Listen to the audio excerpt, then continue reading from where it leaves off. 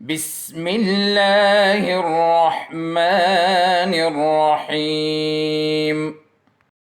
बिस्मिल्लाहिर्रहमानिर्रहीम। अस्सलाम वालेकुम। लेक्चर नंबर 5 में आप सबका वेलकम। आज हम लोग जो है 1.3 के जो बकाया क्वेश्चन रह गए थे वो हम कंप्लीट करेंगे आज। सो डायरेक्टली स्टार्ट करते हैं। होपफुली आप लोगों ने जो लास्ट क्वेश्चन वो था उसका होमवर्क कंप्लीट किया होगा। आज का क्वेश्चन जो है वो है क्वेश्चन नंबर 3 से स्टार्ट करते हैं। Which of the following pairs of sets are equivalent और नॉन इक्विवेलेंट। इक्विवेलेंट और नॉन इक्विवेलेंट के बारे में हम लोगों ने लास्ट लेक्चर में पढ़ा भी था। ऐसा जिसके दरमियान वन वन कॉरेस्पॉन्डेंस हो। वन वन कॉरेस्पॉन्डेंस का मतलब ये होगा, मैंने आपको सिंपल अल्फाज में बताया था कि अगर दो सेट्स के एलिमेंट्स की तादाद आपके पास बिल्कुल सेम है, 1 2, यहाँ पर भी अगर दो एलिमेंट्स हो तो इसको फिर आप क्या कहेंगे, इक्विवेलेंट। अगर नहीं है तो फिर आपके पास नॉन इक्विवेलेंट होगा। और वन वन कॉरेस्पॉन्डेंस का भी यही मतलब है। वन कॉरेस्पॉन्डेंस तभी होगा जब आपके पास दोनों एलिमेंट्स के दरमियान क्या हो, तादाद जो है एलिमेंट्स की वो एग्जैक्टली सेम हो। एलिमेंट्स का सेम होना इसमें शर्त नहीं है, तादाद का सेम होना शर्त है। सो पहला डिवीजन से आप लोगों को डायरेक्ट आंसर पता चल जाएगा इसका। यहाँ पर आपके पास जो दो सेट्स दिए हुए हैं, फर्स्ट सेट में 2 एलिमेंट्स है, सेकंड में आपके पास क्या है, 3 एलिमेंट्स है। सो ये क्या हो गया आपके पास, non equivalent. Non equivalent set. Reason खैर उन्होंने मांगा तो नहीं है, लेकिन रीज़न क्या है, रीज़न आपको मैंने बता दिया। तादाद आपके पास इनकी सेम नहीं है, वन वन कॉरेस्पॉन्डेंस इसमें नहीं है। सो ये इसका आंसर हो गया। Moving on to the next one, part 2 को अगर आप देखें सो ऑटोमेटिकली अभी जो हमने बात की वो यहाँ पर आपके पास सेटिस्फाई हो रही है। Set A also consist 2 elements and set B is also consist only 2 elements. तो दोनों के दरमियान आपके पास वन वन कॉरेस्पॉन्डेंस बन सकती है। So these 2 sets are equivalent sets.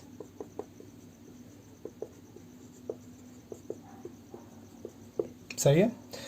Simple से आंसर्स हैं इसके, एक एक लाइन के आंसर्स हैं। पूरा एक्सरसाइज बहुत ही ज़्यादा आसान है आपके पास। एक और पार्ट मैं कर लेता हूँ, बाकी फिर आप लोग खुद कर लें। सही है। क्वेश्चन नंबर मैं कर लेता हूँ, चलें पार्ट नंबर 6 कर लेते हैं। चलें पार्ट नंबर 6 में आपके पास स्टेटमेंट्स है, तो स्टेटमेंट्स के का भी आपको समझ आ जाएगी स्टेटमेंट्स वाले किस तरह करना है। सेट ऑफ 4 नेचुरल नंबर्स, ये एक सेट है आपके पास, सेट ऑफ 4 नेचुरल नंबर्स। 4 कोई भी 4 हो सकते हैं, इसमें कोई पाबंदी नहीं है। And set B is set of 3 wild animals. Numbers नहीं, नंबर्स कोई वाइल्ड नहीं होते। Set of 3 wild animals. अब देखिए वाइल्ड एनिमल्स हैं आपके पास, भले ही एनिमल्स अगर मैं एक लफ्ज़ लिखूँ, डॉग लिखूँ, सॉरी वाइल्ड तो खैर नहीं है, लायन लिख लूँ, कोई और लिख लूँ, हाइनास लिख लूँ, वर्ड्स में ये लिख लूँ, ये भले ही बहुत ही लंबे लंबे वर्ड्स हैं, लेकिन स्टिल ये एक एलिमेंट कंसिडर होगा। तादाद इनकी एक ही कंसिडर होगी। अगर मैं लायन लिख रहा हूँ, लायन का भले इसमें 4 लफ्ज़ से बनता है, 4 लेटर से ये वर्ड बनता है, और यहाँ पर 4 नेचुरल नंबर्स भी हैं, ये मैं सेम नहीं कर सकता। क्यों? क्योंकि लायन आपके पास एक कंप्लीट आपके पास एक एलिमेंट कंसिडर होगा। सो यहाँ पर आप देख लें, ऊपर आपके पास 4 एलिमेंट्स हैं और नीचे आपके पास कितने हैं, 3 एलिमेंट्स हैं। तादाद आपके पास सेम नहीं है। सो आप क्या लिखेंगे, नॉन इक्विवेलेंट।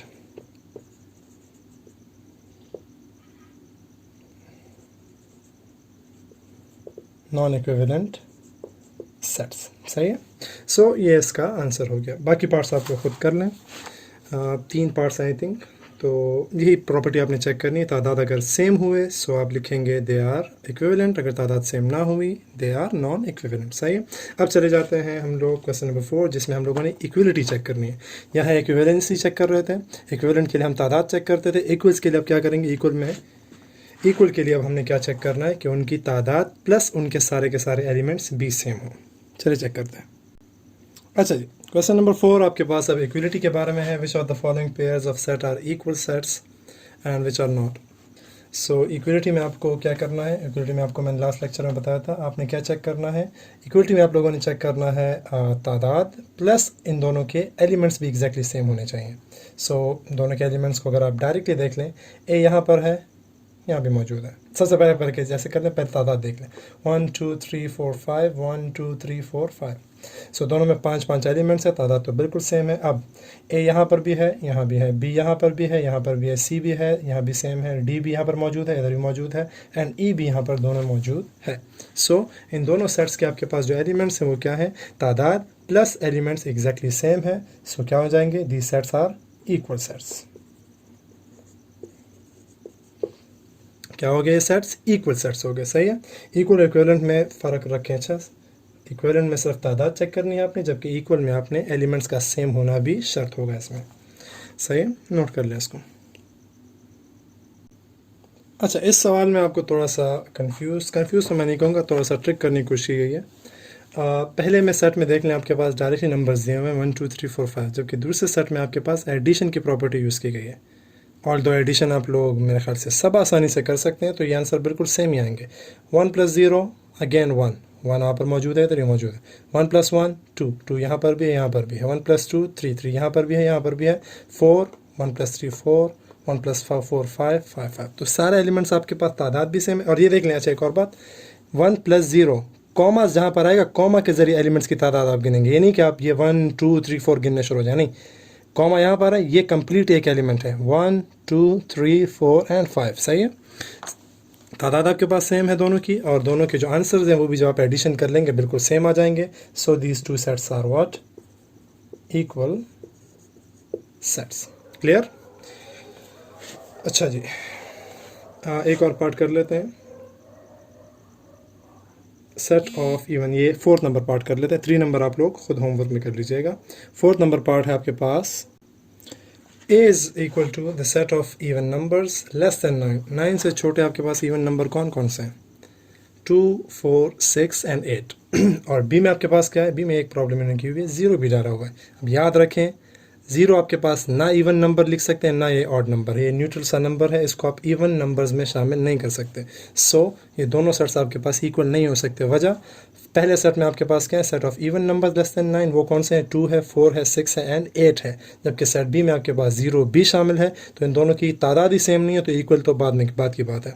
इन दोनों की तादाद ही आपके पास सेम नहीं है, सो ये इक्वल नहीं हो सकते। तो आप क्या लिखेंगे, नॉट इक्वल सेट्स या फिर नॉन इक्वल सेट्स।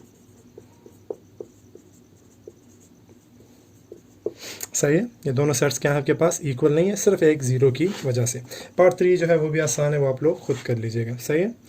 चलते हैं लास्ट क्वेश्चन की तरफ। ये आपके पास ट्रू फॉल्स क्वेश्चन है, ट्रू फॉल्स क्वेश्चन है। और अच्छा जी, आपको चंद सेट्स दिए हुए हैं, 3-4 सेट्स दिए हुए हैं। चलिए पहले सेट्स सीख लेते हैं, उसके बाद स्टेटमेंट्स चेक करेंगे कि ये ट्रू है या फिर फॉल्स है।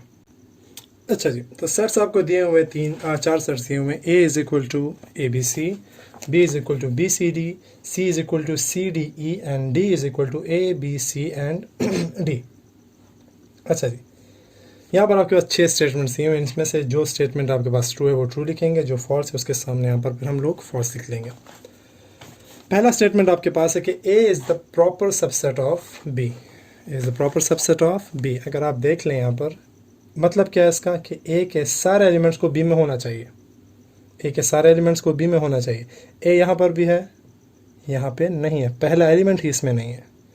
पहला एलिमेंट a का जो है वो b में मौजूद नहीं है, तो ये बात आपके पास क्या हो गई, फॉल्स हो गई। सही है। Second one, b is the proper subset of d, b का हर एलिमेंट इसमें होना चाहिए। आप देख, सॉरी d में, यहाँ पर b का हर एलिमेंट d में होना चाहिए। b यहाँ पर भी है, यहाँ भी है, c यहाँ पर है, यहाँ पर भी है, और d है यहाँ पर भी है। अगर एक और बात देख लें, अगर मैं यहाँ पर नीचे इक्वल का निशान लगाया था, फिर क्या मतलब होता, फिर मतलब होता कि b के तीनों एलिमेंट इधर मौजूद हैं और d के तीनों एलिमेंट्स भी b में होने चाहिए थे। b का हर एलिमेंट b पर यहाँ पर होना चाहिए था, फिर यह बात गलत हो जाती है अगर मैं यहाँ पर इक्वल का निशान भी लगा देता।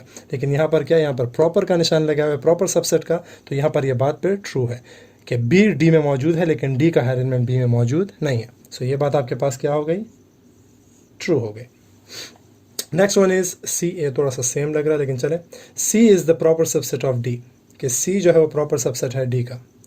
c यहाँ पर है, बिल्कुल मौजूद है, d यहाँ पर है, बिल्कुल मौजूद है, e यहाँ पर है लेकिन इसमें मौजूद नहीं है, तो c के सारे एलिमेंट d में मौजूद नहीं है। सो ये स्टेटमेंट क्या बन गया आपके पास, false statement. Fourth number is that A is the subset of D, A is the proper subset of D. बात सही है, ए बी सी यहाँ पर तीनों के तीनों मौजूद हैं, तो ये बात आपके पास क्या हो गई, true. Okay, B is the proper subset of C now, इन दोनों में, तो इन दोनों में मेरे ख्याल से सिर्फ बी का जो सिर्फ सी एलिमेंट है वही मौजूद है, डी भी मौजूद है, बी एलिमेंट जो है सेट बी का वो सी में मौजूद नहीं है, so this becomes a false statement. And the last one is that C is the proper subset of A, so C में सी एलिमेंट मौजूद है, डी एलिमेंट मौजूद नहीं है, ई एलिमेंट भी मौजूद नहीं है, तो सी आपके पास ए का सबसेट नहीं हो सकता। सही है। इसके साथ आप लोगों का एक्सरसाइज 1.3 प्लस आपके पास 1 चैप्टर कंप्लीट हो जाता है, कंक्लूड हो जाता है। चंद सवाल इस समय मैंने जो आपको क्वेश्चन नंबर 4 में दे दिए वो आपका होमवर्क हो जाएगा। ऐसा करते हैं, जो ऑब्जेक्टिव एक्सरसाइज है और रिव्यू एक्सरसाइज है आप गौर से देख लें। रिव्यू एक्सरसाइज आप लोग भले ही नीट कॉपी में करना चाहते हो कोई प्रॉब्लम नहीं है, लेकिन इसके सवाल को आप लोगों ने रफ कॉपीज़ में लाजमी करना है। ऑब्जेक्टिव एक्सरसाइज का जो फिल इन द ब्लैंक्स और टिक और क्रॉस है, ट्रू सॉरी MCQs जो हैं वो मैं यहाँ पर आपको बता देता हूँ।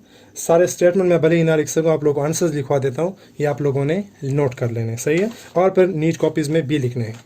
नीट कॉपीज़ में आप लोग भले ही रिव्यू एक्सरसाइज ना करें, लेकिन ऑब्जेक्टिव एक्सरसाइज के फिल इन द ब्लैंक्स और MCQs आप लोगों ने लाजमी नीट कॉपी में करने हैं, सही है। सो फिल इन द ब्लैंक्स और चूज़ द करेक्ट आंसर जो हैं ये मैं भी कर लेता हूँ। यहाँ पर आपको आंसर्स लिख देता हूँ, आप लोग इसको नोट कर लें।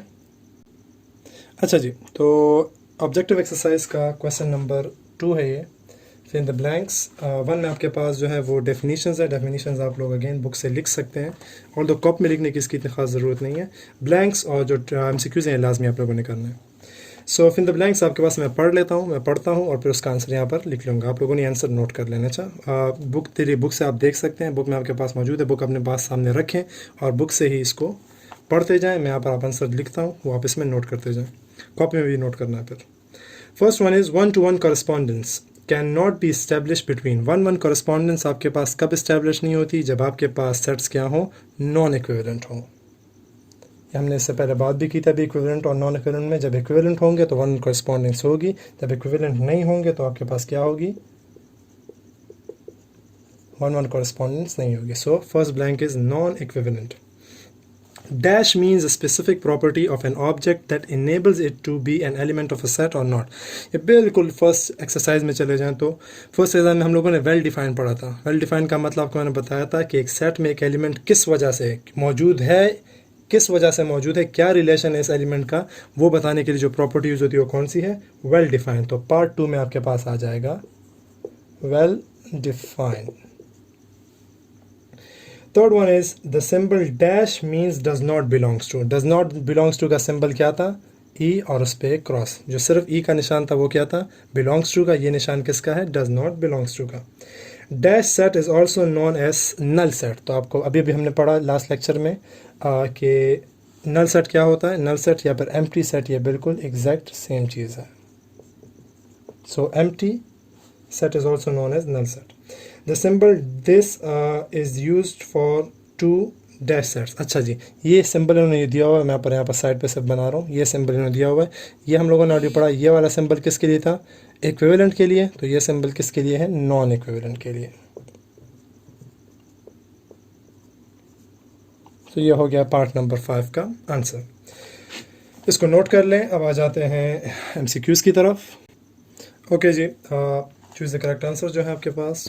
First one is to represent two equal set we use the symbol. Equal sets को रिप्रेजेंट के लिए हम कौन सा सिंबल यूज़ करते हैं, इक्वल का सिंबल यूज़ करते हैं। वो आपके पास, मैं ऑप्शन नंबर लिख लेता हूँ, चले ऑप्शन नंबर डी आपके पास है, ऑप्शन भी लिख लेता हूँ और जो सही आंसर है वो भी। इक्वल का निशान होता है और ऑप्शन आपके पास क्या है, फर्स्ट में D option. To write an empty set we use the symbol, हमने बता दिया था सिंबल क्या था, उसको पाई सिंबल कहते हैं। ये जो ओ और इन्होंने और बनाया हुआ, इसमें डैश बनाया, मैं इस तरह लिखता हूँ, आप लोग इस तरह नोट करें, सही है। सो ये ऑप्शन है और ये करेक्ट आंसर है।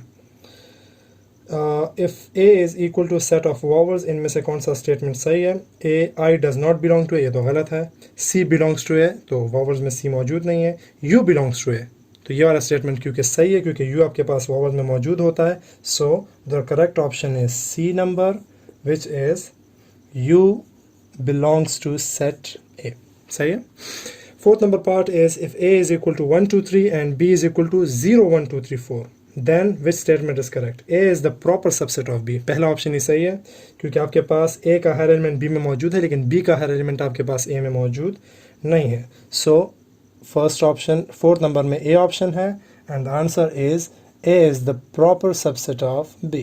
क्वेश्चन नंबर 5, सेट है जिसमें सिर्फ एक नंबर 11 लिखा हुआ है, भले ही डिजिट 2 है लेकिन इसमें कॉमा नहीं है, एक डिजिट लिखा हुआ और एक नंबर जिसमें उसे क्या कहते हैं? सिंगलटन सेट कहते हैं। सो नीचे आपको पूछा भी ये गया है कि 4 ऑप्शन में से कौन सा ऑप्शन सही है? Power set, subset, singleton set, null set. So correct answer is singleton set. Singleton set. And the last one is to represent the equivalent sets we use which symbol? अभी इससे पहले हमने फिर द ब्लैंक्स में बात की। equivalent set के लिए आपके पास कौन सा सिंबल यूज़ होता है? डी ऑप्शन है और सिंबल आपके पास है डबल, इस तरह एरो जम लगाते हैं ये वाला। इसके साथ आप लोगों का कंप्लीट 1 चैप्टर जो है वो कंप्लीट हो जाता है टोटली। इसके जितना होमवर्क्स आपको दिए हैं, जितना असाइनमेंट्स आपको मिले हैं, जितने लेक्चर हमने किए, इसको लाजमी 1-2 मरतबा रिवाइज़ कर लें। और ये रिव्यू एक्सरसाइज जो ये आपका होमवर्क मैं इसलिए आपको दे रहा हूँ कि रिव्यू एक्सरसाइज जो आप करते हैं, रिव्यू एक्सरसाइज असल में होता क्या है? पूरे चैप्टर का निचोड़ होता है। तो अगर आपने वीडियोस वगैरह से अच्छा खासा सीखा है तो आप लोग ये रिव्यू एक्सरसाइज के जो क्वेश्चन हैं ये बहुत अच्छी तरह से और प्रॉपरली आप इसको हल कर सकते हैं। सो काइंडली ये सवालात आप लोगों ने लाजमी हल करने हैं। इसको हल करके मुझे रफ़ कॉपीज़ में ही करें, नीट में की ज़रूरत नहीं है रिव्यू एक्सरसाइज की। सो ये आप रफ़ कॉपीज़ में हल करें ख़ुद, आपने मुझे लाजमी दे ताकि मुझे पता चले कि आप लोगों ने कितना सीखा इन वीडियो से। इंशाल्लाह नेक्स्ट लेक्चर में तो हम लोग न्यू चैप्टर शुरू करेंगे। न्यू चैप्टर आपके पास होल नंबर्स है, कोशिश करें इसके बारे में थोड़ा बहुत स्टडी आप लोग कर लें ताकि जब हम लोग लेक्चर दें सेकंड चैप्टर का आपको कुछ ना कुछ आइडियाज़ का मौजूद हो। चले तब तक दे इजाज़त, अल्लाह हाफिज़। अल्लाहुम्मा अंफ़अना बिमा अल्लमतना वअल्लिमना मा यंफ़अुना वज़िदना इल्मा।